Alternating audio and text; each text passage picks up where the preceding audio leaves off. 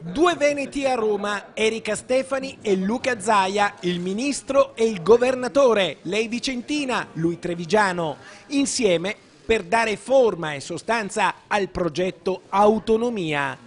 Mitragliate di click, raffica di flash dei fotografi, poi tutti fuori, inizia il vertice, il primo incontro tra il presidente della regione Veneto e il nuovo governo dopo la sospensione per le elezioni politiche.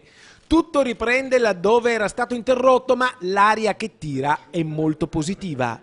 La Costituzione, che è molto chiara, ci dice che possiamo chiedere 23 materie. Diciamo che prima l'ambiente era abbastanza impraticabile. Vi ricordo che proveniamo da un'esperienza nel quale il governo di prima ci impugnò addirittura il referendum e promosse anche i ricorsi al TAR. Oggi siamo con un ministro che ci aspetta a braccia aperte. Un incontro a braccia aperte con cui riparte la trattativa. Riapriranno subito i tavoli tecnici per le singole 23 materie e ora si profila anche una nuova ipotesi. Come Regione ho fatto una proposta di addivenire subito a un'intesa e quindi portare una nuova formula di intesa, cioè ovvero una legge leggera che dia mandato poi al governo con decreti legislativi di affrontare materia per materia.